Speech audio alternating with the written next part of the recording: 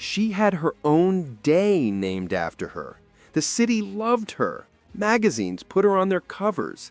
And the whole time, she was stealing $400 million right under their noses. This is the story of the most audacious female fraudster in American history.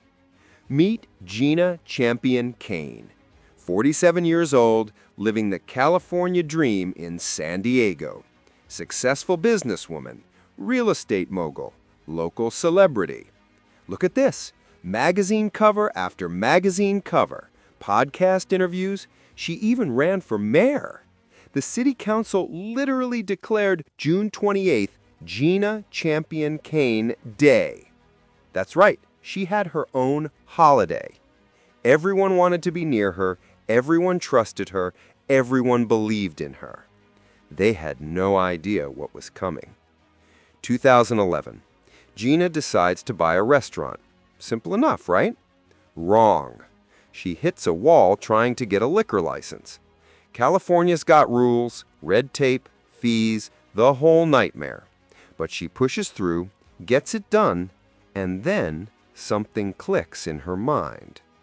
What if she could turn this pain into profit? Here's her pitch.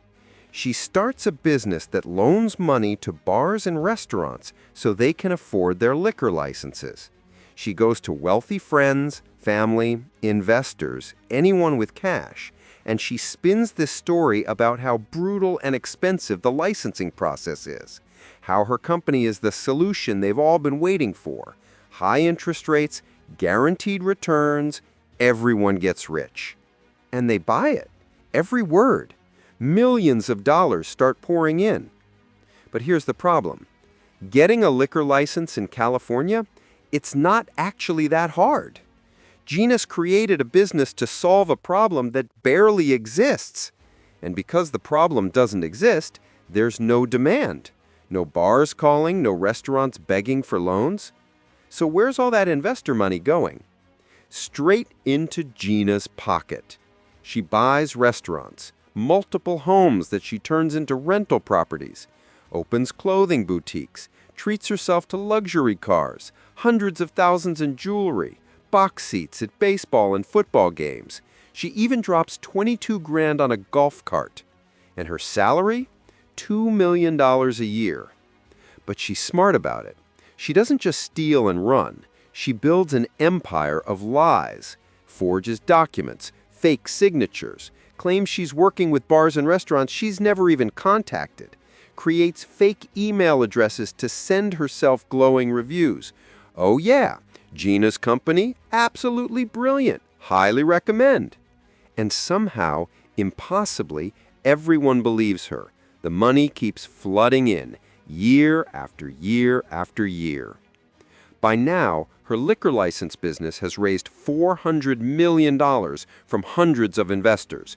$400 million. But wait, it gets worse. Remember those other businesses she bought? The restaurants, the boutiques. They're all failing, bleeding money. But Gina's got a solution for that, too. She just takes $60 million from the investment fund and pumps it into her dying businesses to keep them on life support. And then comes the real problem. Eventually, investors want their money back. They want returns. They want proof this is working. So what does Gina do? She pays off the old investors with new investors' money. Congratulations, Gina, you're now running a full-blown Ponzi scheme. But she doesn't stop. She can't stop. The machine keeps running. More investors, more lies, more money. Until 2019.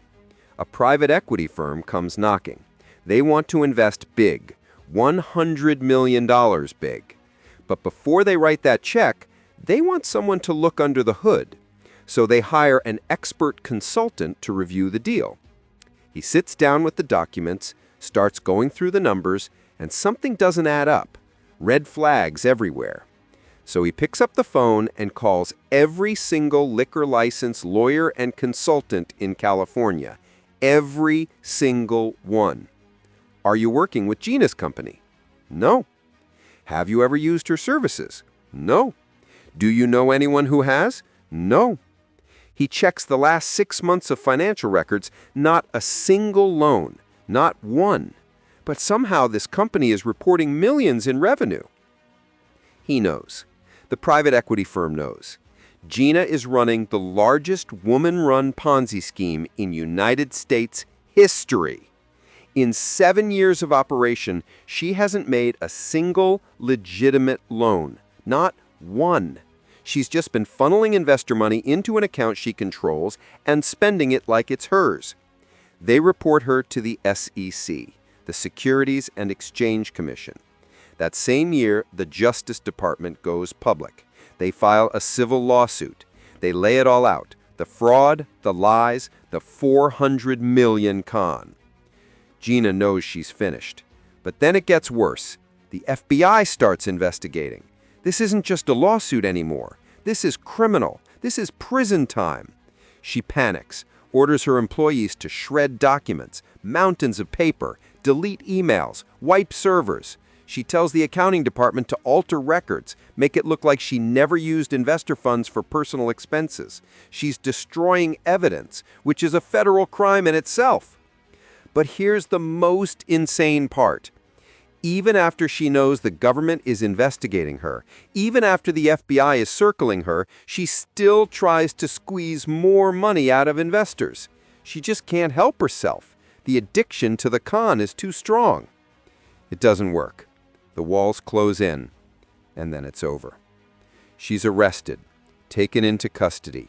Here she is in court, facing the consequences of 7 years of lives. She takes a plea deal, 15 years in federal prison.